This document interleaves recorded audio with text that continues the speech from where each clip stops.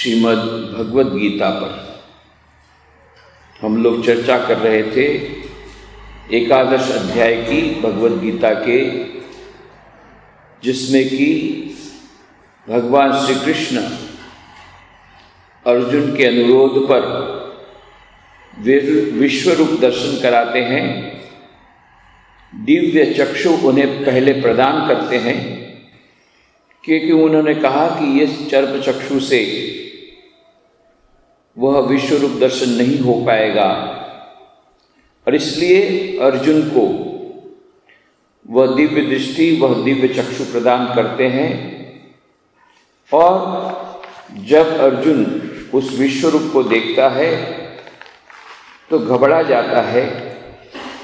अभी तक उसने भगवान श्री कृष्ण को अपने सखा के रूप में ही देखा था, उसी प्रकार से उसके साथ व्यवहार किया था, पर अब उनका दूसरा रूप उनके सामने प्रकट होता है और उस विराट अद्भुत रूप को देख करके अर्जुन अचरज में पड़ जाता है, आश्चर्यचकित हो जाता है और फिर भयभीत भी होता है, क्योंकि उस विराट स्वरूप में देखता है कि कितने लोग मानो एक महाकाल के शिकार हो रहे हैं। और फिर भगवान की स्तुति करके बोलता है अर्जुन कि मैं देख रहा हूं हे महावो, हे कृष्ण, तुम्हारे अगणित मुखों और चक्षुओं से युक्त, अगणित बाहुओं, उरुओं और चरणों से युक्त, अनेक उदरों वाले विकराल दंतों से भयंकर रूप को देखकर समस्त प्राणी भय से संतुष्ट हो रहे हैं और मैं भी भयभीत हो रहा हूं,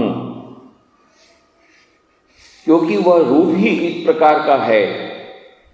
जबकि महामृत्यु का खेल, वह विभीषिका जब प्रकट होती है मनुष्य के सामने, तो स्वाभाविक है कि वह विचलित हो जाए।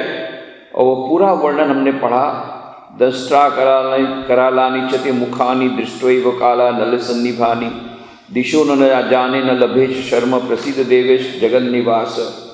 हे देवेश, विकराल दंतों से भयंकर और प्रलयाग्नि से समान तुम्हारे मुखों को देखकर मैं दिग्भ्रांत हो गया हूँ और शांति नहीं पा रहा हूँ। हे जगत आधार, तुम प्रसन्न हो जाओ, अब मैं आपकी इस भयंकर स्वरूप को देख नहीं पा रहा हूँ। और क्या देख रहे हैं? नरपति मंडलों के साथ वे धृतराष्ट्र के सभी पुत्र और भीष्मदेव, द्रोणाचार्य व सूतपुत्र कर्ण, हमारे पक्ष के भी प्रधान सेनापतियों के साथ बड़े वेग से धावित होकर तुम्हारे विकट दंतों से विकराल अत्यंत भयंकर मुख गहरों में प्रविष्ट हो रहे हैं और किसी के मस्तक विचूर्ण हो गए हैं तथा वे तुम्हारे दंत संधियों में संलग्न दिखाई पड़ते हैं। आप समझ जाइए वो स्वरूप कैसा होगा दंतों के बीच में। और कहते हैं यथा नदी नाम बहो वेगा समुद्र मेवा भी मुखा द्रवंती तथा तवामी नरलोक वीरा विशंति वक्त्राण भी ज्वलंती। जिस प्रकार नदियों के अनेक जल प्रवाह समुद्र की ओर जाकर उसी में प्रवेश करता है, उसी प्रकार वे सब पृथ्वी के विमंडल तुम्हारे चारों ओर प्रज्वलित मुखों में प्रविष्ट हो रहे हैं। और इसीलिए फिर कहता है आख्यायी में को भवान उग्र रूपो तमोस्तुते देववर प्रसिद्ध विज्ञातमिच्छामि भवंत माद्यं नहि प्रजानामि तव प्रवृत्त। उग्र मूर्ति वाले आप कौन हैं? अभी तक तो मैं आपको सखा के रूप में देख रहा था, उग्र मूर्ति वाले आप हैं कौन सचमुच में? मुझे बताइए, मैं आपको नमस्कार करता हूँ। हे देवशिष्ट, आप प्रसन्न हो जाए। हे आदि पुरुष, आपको जानना चाहता हूँ क्योंकि आपके कार्य में अच्छी तरह नहीं समझ पा रहा हूँ। इस प्रकार से भगवान की स्तुति करता है जब अर्जुन। तब भगवान कहते हैं, श्री भगवान वाच कालोस्मि लोकक्षय प्रवृद्धो लोकान् समाहर्तुमिह प्रवृत्त ऋतुपित्वान भविष्यन्ति सर्वे युवस्थिता प्रतिनेकेषु योधा। मैं लोक संहारकारी बहुत भयंकर यमराज हूँ, प्राणी मात्र अर्थात शिष्ट संसार का संहार करने के लिए यहाँ प्रवृत्त हुआ हूँ। तुम्हारे द्वारा हित न होने पर भी विपक्षियों में जो योद्धा अवस्थित हैं वे सब नहीं रहेंगे। तुम चाहे मारो चाहे न मारो, तुम मारो तो भी वो मरेंगे, तुम नहीं मारो तो भी मरेंगे। क्यों? मैंने तो पहले ही मार डाला। अब तुमको तो केवल क्रेडिट भर लेना है। तस्मात् उत्तिष्ठ यशो लभस्व जित्वा शत्रुन भुंक्ष्व राज्यम समृद्धम मयैवैते निहिताः पूर्वमेव निमित्त मात्रम भव सव्यसाचिन्। तस्मात् अतः तुम उत्तिष्ठ उठो और यशः लभस्व यश को प्राप्त करो, कीर्ति को प्राप्त करो। शत्रुन जित्वा शत्रुओं को जीतकर समृद्धम विशाल ऐश्वर्य युक्त राज्य भुंक्ष्व भोग करो। मया मेरे द्वारा एते ये लोग पूर्वम एवं पहले ही नियत हुए हैं। सव्यसाचिन हे अर्जुन, दोनों हाथों के द्वारा समान रूप से तीर चलाने में समर्थ हो तुम तो। हे सव्यसाचिन निमित्त मात्रम भव सव्यसाचिन, हे सव्यसाचिन तुम तो निमित्त मात्र बनो। काम मैंने कर डाला है, क्रेडिट तुमको लेना है। नहीं लोगे तो मर तो वो चुके ही हैं, तुमको केवल युद्ध करके क्रेडिट भर लेना है। यह मानो हम सबके बारे में, आज की परिस्थिति के बारे में हम यदि कहें तो हम सबके बारे में यह मानो भगवान श्री कृष्ण का, भगवान का यह आह्वान है कि हमें युद्ध में प्रवृत्त होना पड़ेगा। सोने से काम नहीं चलेगा, तमोगुण में बैठने से चलेगा नहीं। जैसे स्वामी विवेकानंद ने कहा, उत्तिष्ठत जागृत प्राप्य वरान निबोधत, उठो जागो लक्ष्य प्राप्ति दुखो मत। ये उठो जागो की जो बात भगवान श्री कृष्ण ने द्वितीय अध्याय में भी कही और यहाँ पर भी कही, और स्वामी विवेकानंद बारंबार कहते थे अपने प्रवचनों में, उत्तिष्ठत खड़े हो जाओ। क्यों? क्या बैठने में क्या हर्ज है? तुम बैठोगे तुम्हारा भाग्य भी बैठ जाएगा, तुम खड़े होगे तुम्हारा भाग्य भी खड़ा हो जाएगा। खड़े होने का मतलब क्या हो? खड़े होने का मतलब हो अन्याय के विरुद्ध युद्ध करने के लिए प्रवृत्त होना। खड़े हो जाने का मतलब ये बोलते हैं ना कि अन्याय के विरुद्ध खड़े हो जाओ। तो यह खड़े होना अभी तो लिटरली खड़े होना है। सैनिक लोगों को खड़े होना है, कभी भी शत्रु आ सकते हैं, वार कर सकते हैं। तो जो हमारी सीमा है उस पर वो सैनिक तैनात है। कभी कभी बहुत अच्छे व्हाट्सएप पे मैसेज आते हैं, बोले अरे भाई तुमको क्या करना है, तुम इतना तड़प क्यों रहे हो? सारे दिन तुम लाइन में खड़े हो ना, बैंक की लाइन में, एटीएम के सामने धूप में।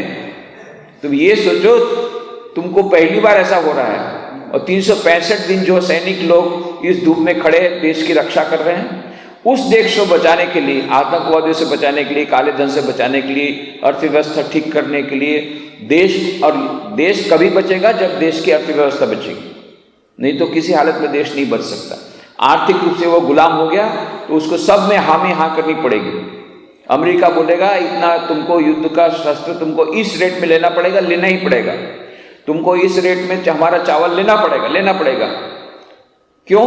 क्योंकि हम आर्थिक रूप से समृद्ध नहीं हैं।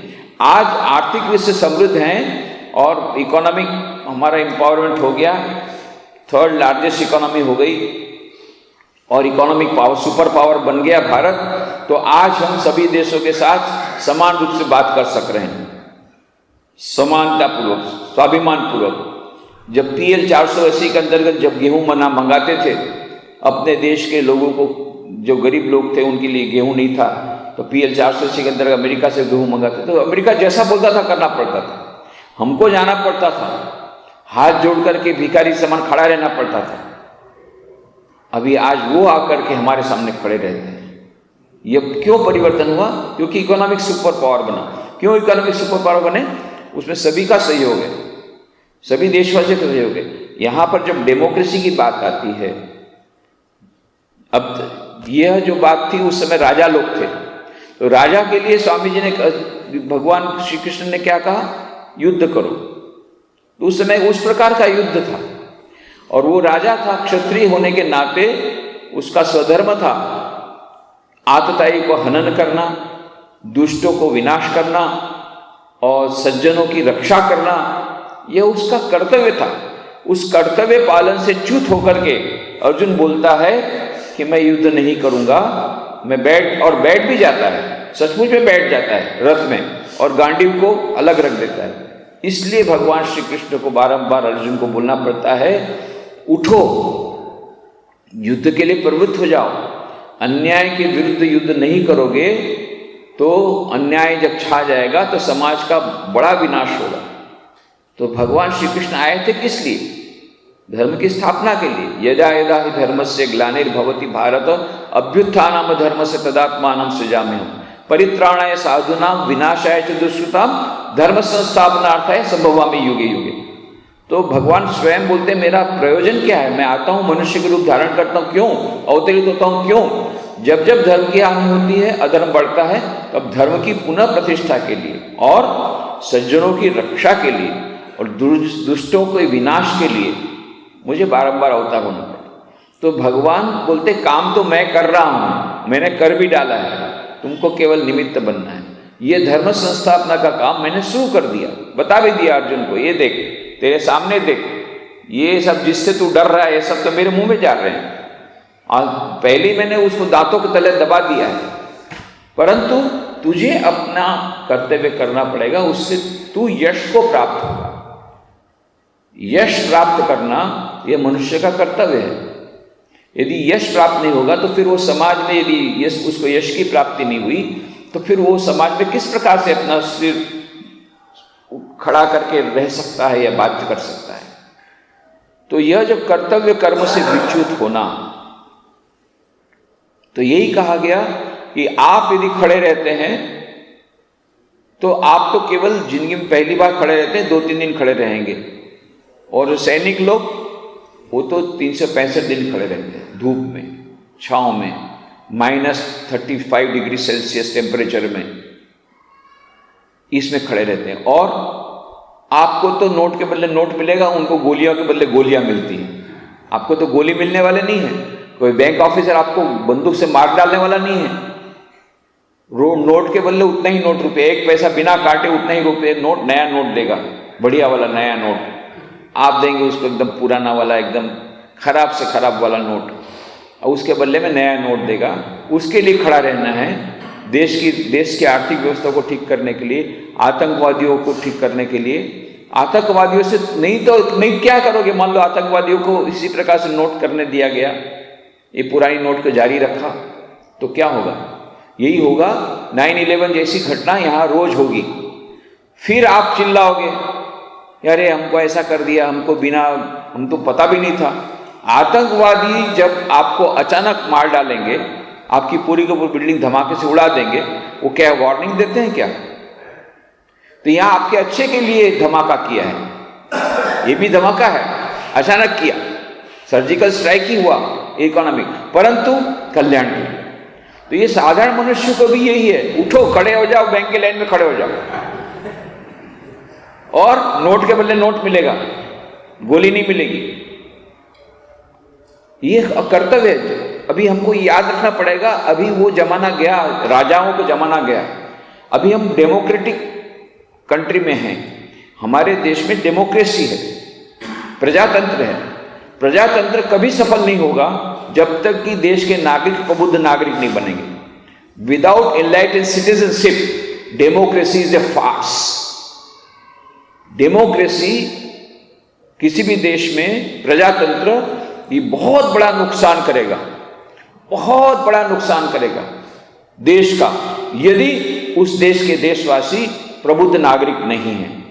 इनको जब तक इनलाइटेंड सिटीजनशिप का पाठ नहीं पढ़ाया जाएगा, थोड़ा सा सेक्रीफाइस करना है, थोड़ा सा बलिदान करना है।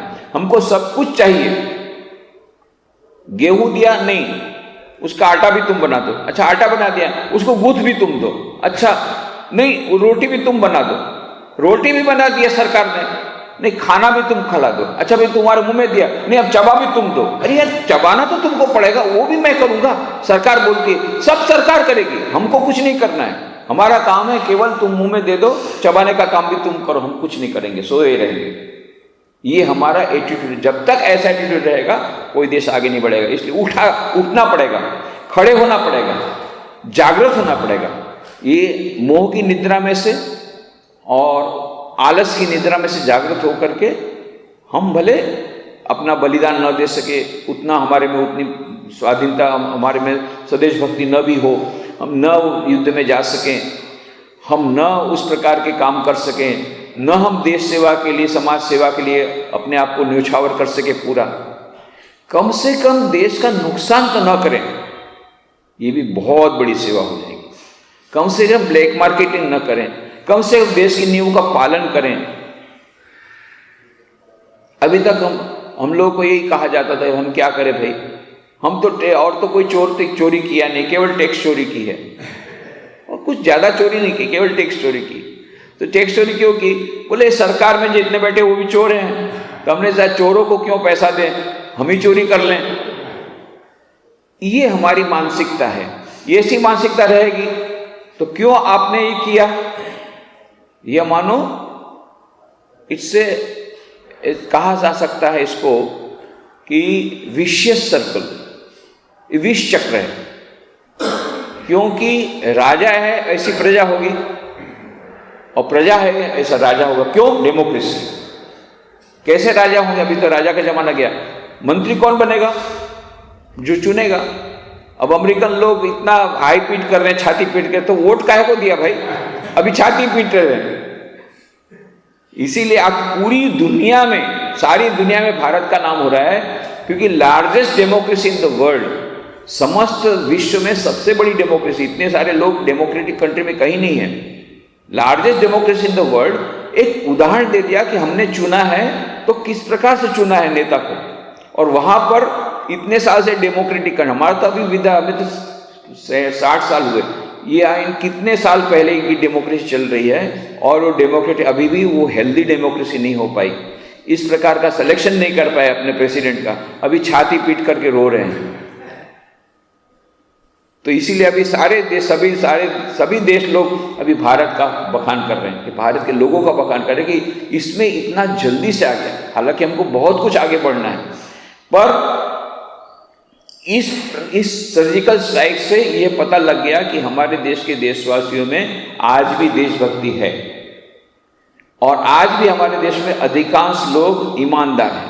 यदि नहीं रहते अभी तक में अराजकता हो जाती, सिविल वॉर हो जाता, पुलिस के ऊपर अटैक हो जाता, नेताओं के ऊपर अटैक हो जाता, आग लग जाती, लोग आ जाते रास्ते पर। नहीं हुआ। क्यों? मेजॉरिटी ईमानदार है। आज ये पता लग गया। जब ट्रांसपेरेंसी इंटरनेशनल ने सर्वे किया तो जो महान से महान भ्रष्ट देश है उसमें भारत का नंबर है 78 number, out of 178 countries 78 number हमारे भ्रष्टाचार में है। तो भ्रष्टाचार में काफी हम आगे बढ़े हुए, ऐसा बता रहा था। कौन बता रहा है? Transparency international.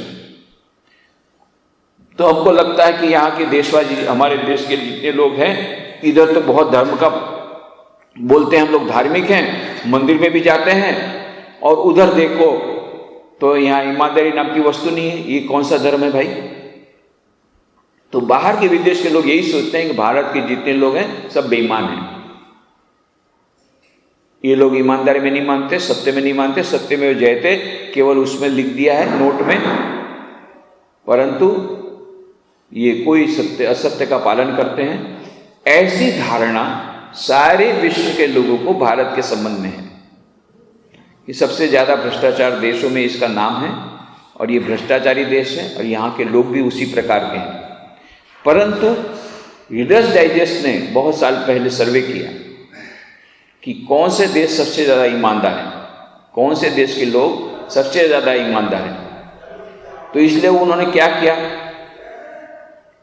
एक मनी पर्स जो है, बड़ा पॉकेट था, वैलेट, उसमें कुछ कैश रुपये डाल दिए, नगद, और एड्रेस डाल दिया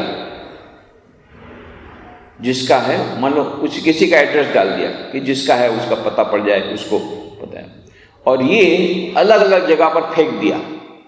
रेस्टोरेंट के सामने फेंक दिया, रेलवे के सामने फेंक दिया, रास्ते पर फेंक दिया, ऐसे अलग अलग जगह पर फेंक दिया।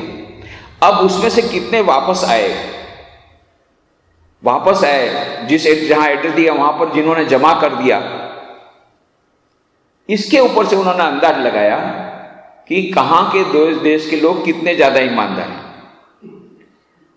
तो सिंगापुर में देखा कि एक भी मनी पर्स वापस नहीं आया, एक भी वापस नहीं आया, जीरो। सबसे ज्यादा वापस आया भारत के लोगों को।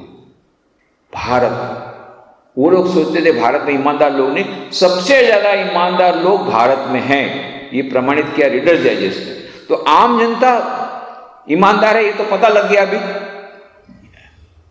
इतना बड़ा कदम उठाया अचानक, 4 घंटों के भीतर में, 4 घंटे का टाइम दिया और उसमें ये सब नोट ले लिया।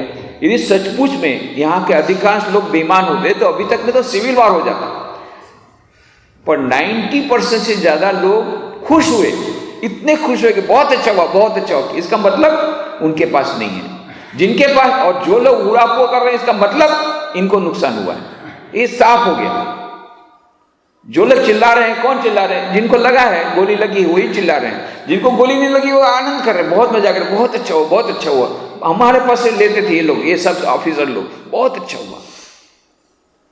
तो अधिकांश लोग खुश हुए हैं, इसका मतलब है अधिकांश लोग ईमानदार हैं। भले हो सकता है कि कंपल्सन के कारण कभी उनको देना पड़ा हो, उसके बिना नहीं मिलता एडमिशन, उनके बिना ये नहीं होता है। ट्रेन में जाते हैं, खड़े खड़े कितना घंटा रहेंगे, तो टीटी को दे दिया, वो एक पार्ट ऑफ सिस्टम हो गया।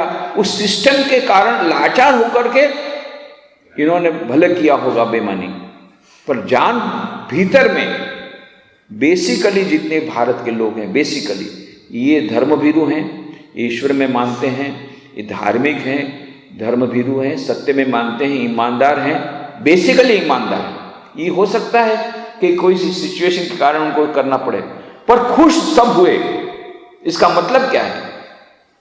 ब्लैक मनी के अगेंस्ट में कदम लेने पर खुश हुए, इसका मतलब क्या है कि वो ईमानदार है, बेसिकली ईमानदार। उनकी कंडीशन, उनका ये, उनकी भीतर की धारणा ये है कि बहुत अच्छा हुआ। अधिकांश लोगों का, कुछ इन्हें गिने लोग जिनके बहुत ज़्यादा चोट लगी है, ज़्यादा रुपये होंगे तो चोट लगेगी ज़्यादा, तो वो तो बोलेंगे ही, परंतु रिएक्शन जितना हमने सोचा था उससे बहुत कम रिएक्शन, बहुत ही कम रिएक्शन। 3-3 दिन से लोग सारा दिन में लाइन में खड़े हैं धूप में, और फिर भी ना किसी को जलाया, ना कोई बस जली, ना कुछ जला, ना कोई बस स्टैंड जला, ना ट्रेनें जली, ना कोई फायरिंग हुई, ना पुलिस के ऊपर अटैक हुआ।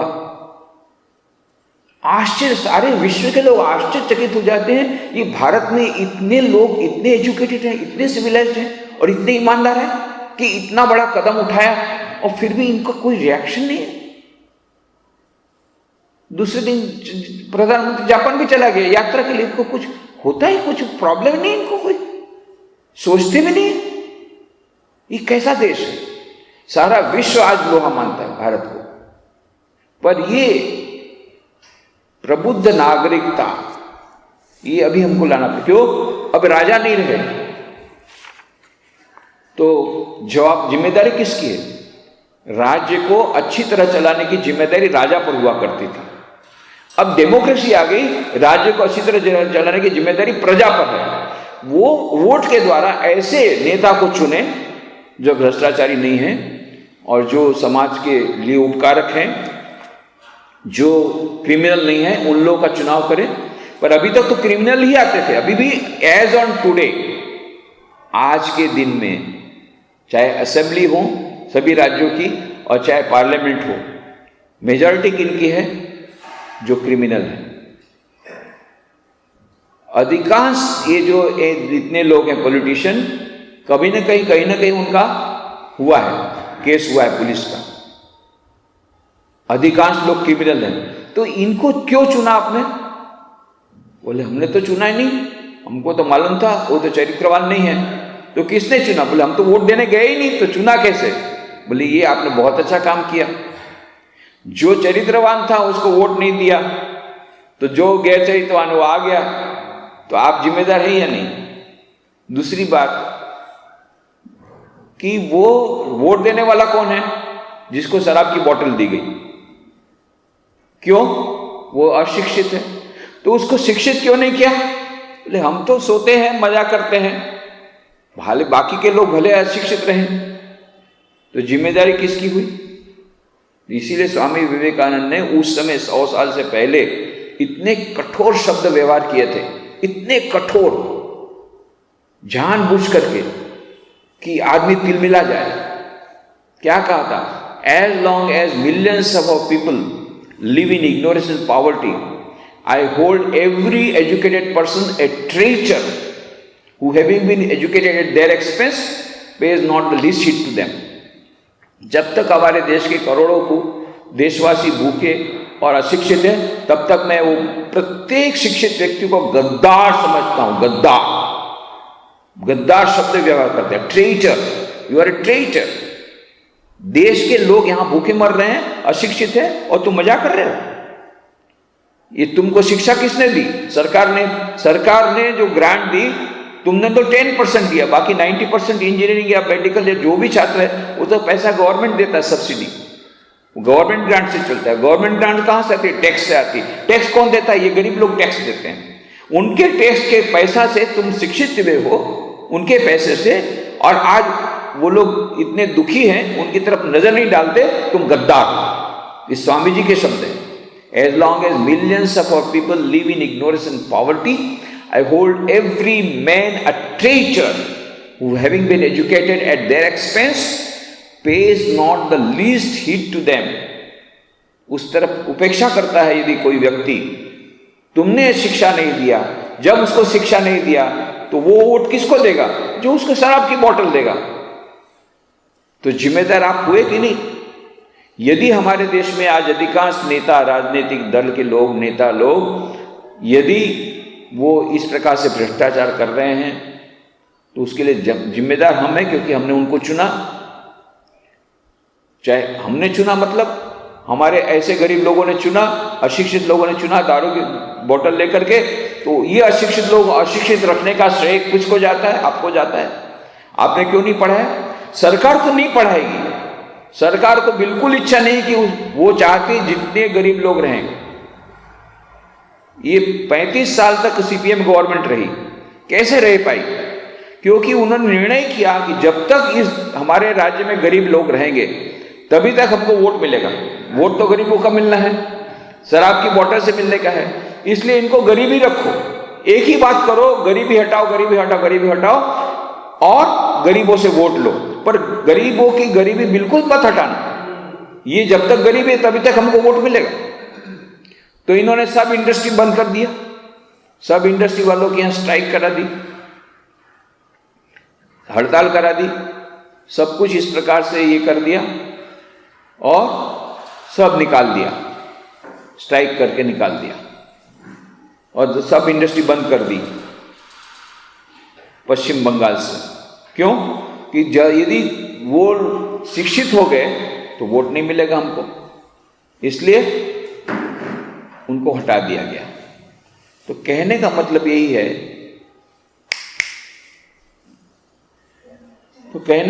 यही है, कि जो हम लोग जिम्मेदार हैं। जब डेमोक्रेसी की बात होती है, राजा, अब राजा तो नहीं रहे, तो किसका कर्तव्य होगा? हमारे देश की सुव्यवस्था रखने का कर्तव्य प्रजा पर आ जाएगा। तो जैसे राजा वैसी प्रजा, जैसी प्रजा वैसे राजा। अभी आज के उस जमाने में उल्टा है, जैसी प्रजा होगी उस प्रकार के राजा होंगे। क्यों? उस प्रकार के मंत्री होंगे। क्यों? जिस प्रकार का वोट आप देंगे। तो आम जनता में जब तक कि वो शिक्षा नहीं आएगी, वो इनलाइटेंड सिटीजनशिप नहीं आएगा, प्रबुद्ध नागरिकता नहीं आएगी, तब तक देश का कल्याण नहीं होगा। फिर भी एक इतना तो है, अधिकांश लोगों में कुछ न कुछ देशभक्ति की भावना है, अधिकांश लोगों में ईमानदारी की भावना है। यह प्रमाणित हो गया ये सर्जिकल स्ट्राइक से। परंतु अभी भी हमें उठना है। उत्तिष्ठत तस्मात् उत्तिष्ठ यशो लभस्व जित्वा शत्रुन भोक्ष राज्यम समृद्धम। क्या कहते हैं? तुम उठो, यश को प्राप्त करो, शत्रुओं को जीतकर विशाल ऐश्वर्य युक्त राज्य का भोग करो। राज्य का भोग करने हैं और ये होगा। स्वामी विवेकानंद ने, वह युग दृष्टा विवेकानंद जी ने, वो तो भविष्यवेत्ता नहीं थे, पर जो जो उन्होंने कहा सब सच पड़ा है। तो उन्होंने यही कहा था कि भारत फिर से महान बनेगा, पहले तो महान था, सोने की चिड़िया कहा जाता था, फिर से सोने की चिड़िया बनेगा, आर्थिक क्षेत्र से बहुत आगे बढ़ेगा। यह स्वामी विवेकानंद का स्वप्न था और उन्होंने जो देखा था अपनी नजरों से, दिव्य दृष्टि से, कि ऐसा भारत बनेगा, कि ऐसा भारत आएगा जो प्राचीन महिमा उसकी म्लान हो जाएगी और प्रत्येक क्षेत्र में आगे बढ़ेगा और अपनी आध्यात्मिक संस्कृति के द्वारा समस्त विश्व पर विजय प्राप्त करेगा। तो अभी जो दिख रहा है, अभी तक ऐसा लगता था स्वामी जी जो बोला वो बिल्कुल ठीक नहीं लग रहा था। हाँ, उन्होंने कहा था 1897 में भारत स्वाधीन होगा, वो भी असाधारण स्थिति में बिना युद्ध किए। उस समय हमको यह बिल्कुल विश्वास नहीं हुआ था कि बिना युद्ध के कोई देश स्वाधीन हो सकता है, पर 1947 में देश स्वाधीन हो गया तो लगा कि नहीं, स्वामी जी ने कहा एकदम ठीक, एकदम तो भी ठीक नहीं है। स्वामी जी ने कहा 1893 में कि जब भारत स्वाधीन हो जाएगा उसके बाद यह बहुत बड़ी संभावना है कि चीन भारत पर आक्रमण करे। उस समय किसी ने सोचा भी नहीं था कि भारत, किसी ने स्वदेश, कोई सोचता भी नहीं था कि ब्रिटिश गवर्नमेंट से हमको स्वाधीनता चाहिए, ऐसा किसी के मन में भी नहीं था। सब लोग सोचते बड़े आनंद में हैं, ब्रिटिश गवर्नमेंट आने से ट्रेन आ गई, ये आ गई, वो आ गई, बहुत अच्छा डेवलपमेंट हो रहा है। किसी ने मन में नहीं सोचा था कि हमको स्वाधीनता चाहिए, स्वाधीनता हमारे लिए अच्छी हो सकती। पर उस समय स्वामी जी ने कहा कि यदि जब भारत स्वाधीन हो जाएगा उसके बाद ऐसी संभावना है कि चीन भारत पर आक्रमण करे। वो 1962 में हुआ। तो जो जो स्वामी जी ने कहा सब हो गया। अभी ये चीज होना बाकी है कि भारत इतना महान बनेगा कि प्राचीन महिमा म्लान हो जाएगी, इकोनॉमिक सुपर पावर तो बन ही रहा है। अभी भारतीय आध्यात्मिक संस्कृति ने सारे विश्व पर विजय प्राप्त करना शुरू कर दिया।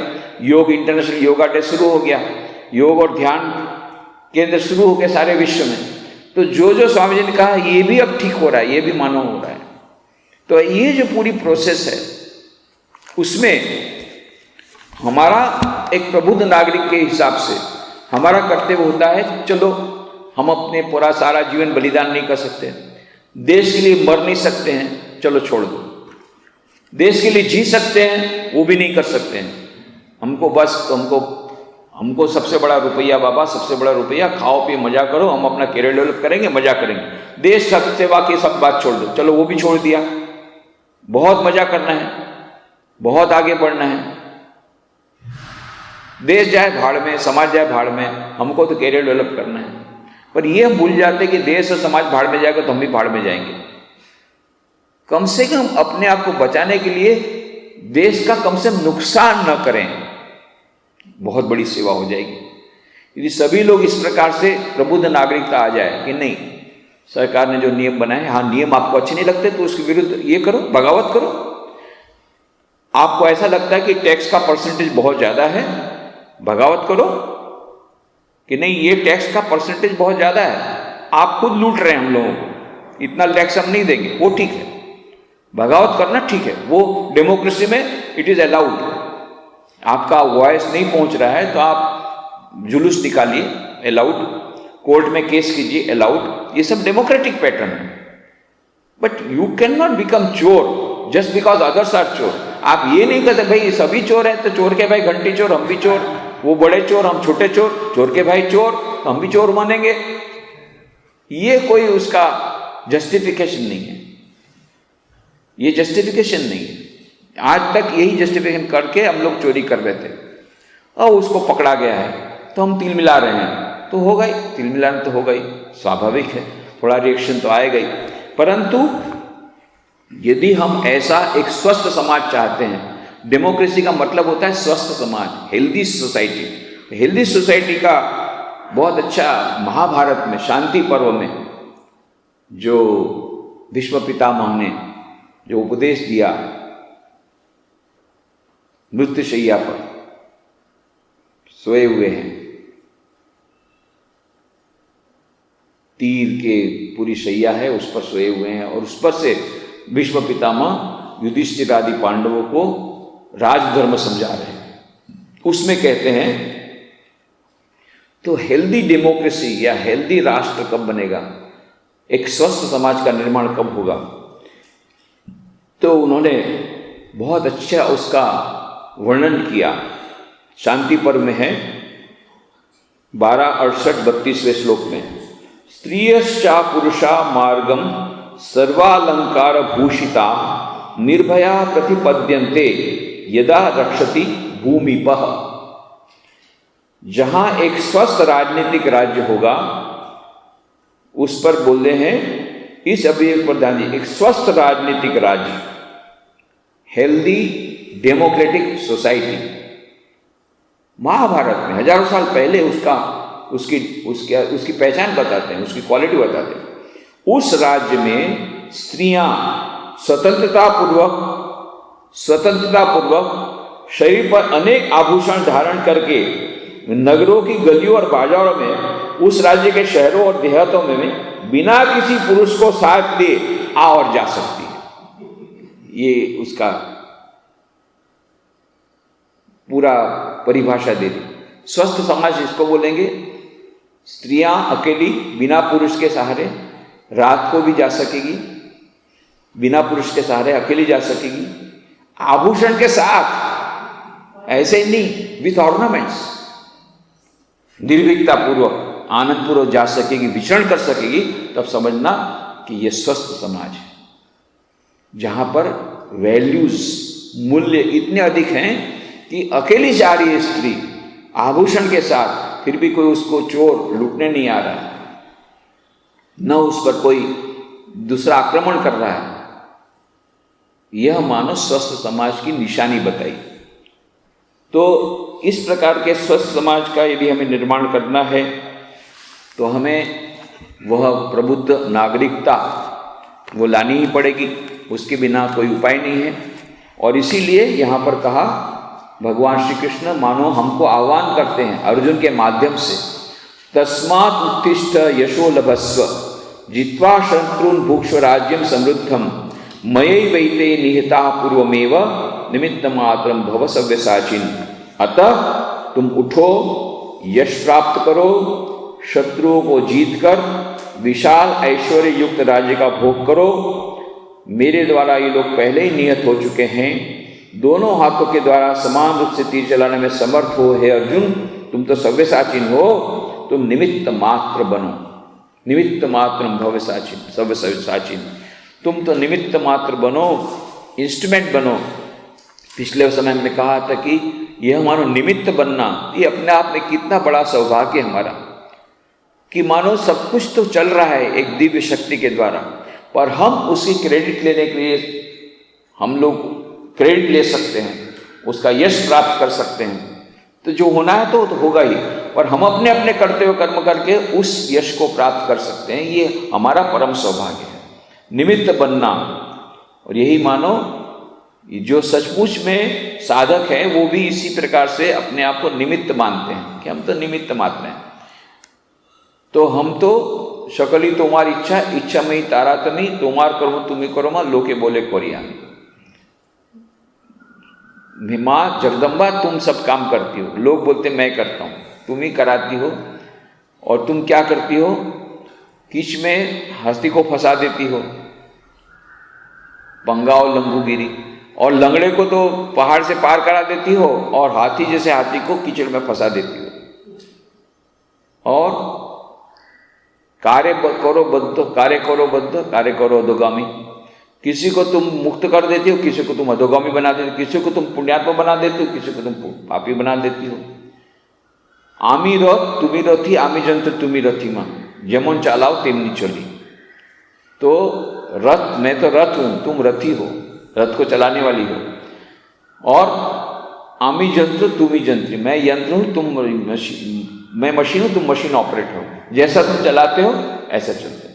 यह जो भाव है निमित्त मात्र भवसाचिन, भगवान श्री कृष्ण कहते हैं तू क्या करेगा रे, पहले मैंने मार डाला, देख पहले ही मार डाला, तेरे को तो निमित्त मात्र बनना है। और तू बोलेगा कि नहीं मैं नहीं मारूंगा, तो मैंने तो मार ही डाला है, तेरे को केवल निमित्त मात्र बनना है। तो यह जो हमें का निमित्त बनना है, एक मानो ईश्वर की इच्छा से देश तो महान बनेगा ही, देश महान बनेगा, स्वस्थ समाज आएगा ही, पर उसमें हम अपने अपनी क्या आहुति दे सकते हैं, हम अपना अपना कंट्रीब्यूशन, अपना अपना योगदान दे सकते हैं।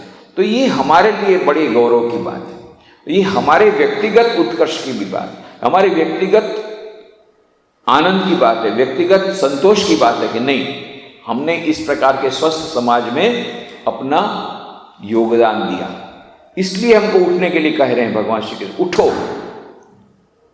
अन्याय के विरुद्ध, कालाबाजारी के विरुद्ध, जो असत्य के विरुद्ध युद्ध करना पड़ेगा। जो समाज में असामाजिक तत्व है उनके विरुद्ध तुम्हें उठना पड़ेगा।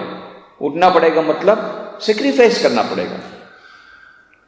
तो ये भी एक सेक्रीफाइस है। बैंक के लिए, बैंक के सामने खड़े हैं, ये भी एक सेक्रीफाइस है, ये भी एक बलिदान है। कुछ कठिनाइयों का सामना करना पड़ेगा, ये भी बलिदान है। ये छोटे छोटे बलिदान है।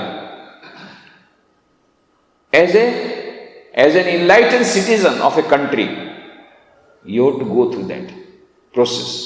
बहुत अच्छा मैसेज आया व्हाट्सएप पर, जिसमें कि यह बताया गया कि वहां पर जब युद्ध चल रहा था ब्रिटेन का जर्मनी के विरुद्ध, तो जर्मनी ने क्या किया, जर्मनी ने ऐलान किया कि सब उसकी जो शक्कर है, ब्रिटेन में शक्कर नहीं होती थी, सब शक्कर का सप्लाई बंद कर दिया। शक्कर बंद, बिना शक्कर के कैसे करेंगे आप?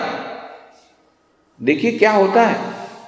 यदि आज हमारे पास सब कुछ गवर्नमेंट कहते अभी कल से किसी को शक्कर ही नहीं मिलेगी, क्या हो जाएगा? तो वहां ब्रिटिश गवर्नमेंट में यही, ब्रिटेन जब जर्मनी ने ऐलान कर दिया कि अब शक्कर का हम सप्लाई बंद कर देंगे, तो बड़े दुखी हुए। चर्चिल उस समय थे ब्रिटेन के प्रधानमंत्री, बहुत दुखी हुए। दूसरे दिन देखे बाजार में, देखे लंबी लंबी लाइन है, जहां पर शक्कर बिकती है वहां पर लंबी लाइन है। उनको बड़ा दुख हुआ कि देखो ये हमारे देशवासी इतना भी धैर्य नहीं है कि भाई हम कहीं कहीं से भी शक्कर लाएंगे, तो इतने सारे लाइन में लग गए अभी से, उससे और भी आर्टिफिशियल हो जाएगा। अभी जैसे किसी ने अफवाह फैला दी नमक नहीं मिलेगा, 1 साल का नमक खरीदा, तो सप्लाई थी फिर भी सप्लाई चली जाएगी। अभी 1 दिन का नमक खरीदते थे 1 महीने का, उसके बाद सभी लोग 1-1 साल का नमक खरीदे, तो सप्लाई होने वाली शॉर्ट सप्लाई। ये अफवाहों पर ध्यान दे करके नमक अभी खरीदा, सब लोगों ने 1-1 साल का नमक रख लिया, तो फिर शॉर्ट सप्लाई होगी। तो ये चर्चिल बड़े दुखी हुए कि मेरे देश के लोग इतना भी धैर्य नहीं कि मेरे पर इतना विश्वास नहीं कि मैं कहीं से शक्कर ले आऊंगा। लाइन में खड़े हो गए। फिर पूछा, बोले क्यों भाई इतना क्यों खड़े रहे? नहीं बोले, देश में जब शक्कर की कमी है हम लोग बिना शक्कर के भी रह सकते हैं, इसलिए हमारे पास एक्सेस जो शक्कर थी वापस देने के लिए जा रहे हैं। तब चर्चिल ने कहा मेरा देश कभी नहीं हारेगा, सारे विश्व में हम राज्य करेंगे जब मेरे देश के वासी, देश के निवासी, इनमें इतनी बलिदान की भावना है कि अपनी शक्कर वापस देने के लिए आए। क्या आज देश में शक्कर नहीं है, हमारे एक्सेस है, दे दे। ये है इनलाइटेंड सिटीजनशिप। इसके लिए खड़े होने के लिए भगवान श्री कृष्ण बोल रहे हैं कि जब प्रबुद्ध नागरिक बनना है तो यू हैव टू सेक्रीफाइस। ये भावना क्या हमारे में है?